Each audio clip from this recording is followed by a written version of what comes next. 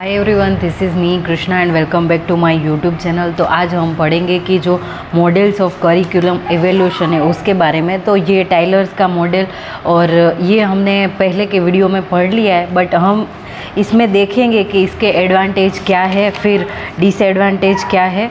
ये हम देखेंगे कि अकॉर्डिंग टू जो करिकुलम है उसके हिसाब से इसके कौन से एडवांटेज रहेंगे और डिसएडवांटेज क्या रहेंगे। ठीक है, तो टाइलर्स के ऑब्जेक्टिव देखते हैं कि जो टाइलर्स ऑब्जेक्टिव सेंटर मॉडल है उसमें क्या है कि ये जो मॉडल है वो राल्फ टाइलर ने 1950 में दिया था, 50 में दिया था। Basic principle of curriculum and instruction जो बुक है उसमें ये सारा है।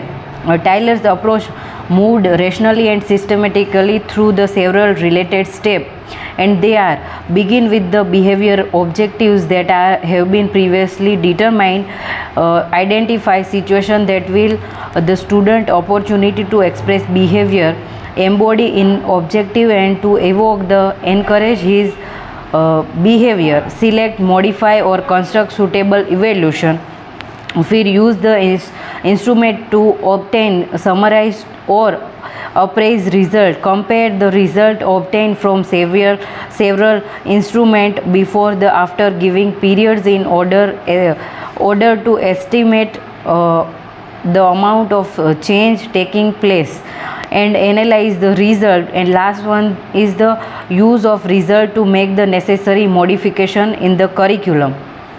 ठीक है, तो पहले हमें देखना है कि जो बिहेवियरल ऑब्जेक्टिव क्या है, यानी कि जो स्टूडेंट है उनका क्या बिहेवियर है और वो कैसे बिहेव कर रहे हैं वो हमें देखना है। फिर आइडेंटिफाई द सिचुएशन, यानी हमें सिचुएशन आइडेंटिफाई करनी है, फिर सिलेक्ट करना है, मॉडिफाई करना है और जो इवेल्यूएशन है उसको मॉडिफाई करना है। फिर देखना है कि क्या चेंज ला सकते हैं। यूज़ इंस्ट्रूमेंट ऑब्टेन समराइज, यानी कि हमें समराइज़ करना है, सब एक देख के कंप्राइज यानी कि छोटा करना है और देखना है।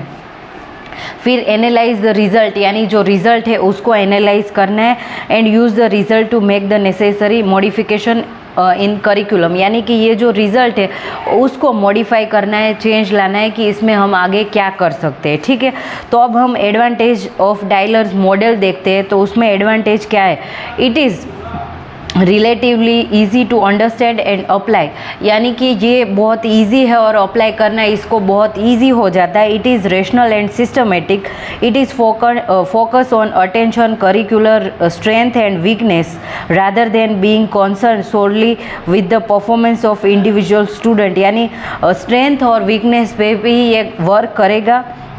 And it also emphasizes on importance of continuing cycle of assessment, analyzing and improvement। ठीक है, तो ये सारी चीज़ें हैं, इसको देखेगा इम्प्रूव कैसे करना है, क्या एडवांटेज रहेंगे इसको देखेगा। ठीक है, फिर डिसएडवांटेज देखते हैं कि एज गबा एंड लिकन पॉइंटेड आउट कि इसके क्या डिसएडवांटेज है।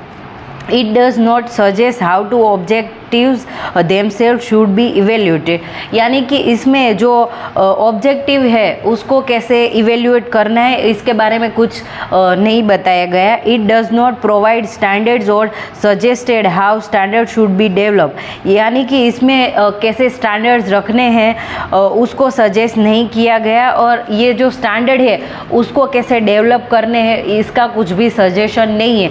यानी कि स्टैंडर्ड यानी कि जो क्वालिटी है उसको कैसे रखना है, उसके लिए क्या हम कर सकते हैं, वो स्टैंडर्ड हाई करने के लिए कोई भी सजेशन नहीं दिया गया, ये डिसएडवांटेज है। फिर it emphasise on the prior statement of objective may restrict creativity in curriculum development and it seems to place undue emphasis on pre assessment and post assessment, ignoring completely the need for formative suggestion। यानी कि इसमें जो prior objectives है उसको कुछ भी restrict नहीं किया गया, और ये जो क्रिएटिविटी होती है हमारे करिकुलम की उसको अच्छे से नहीं बताया गया।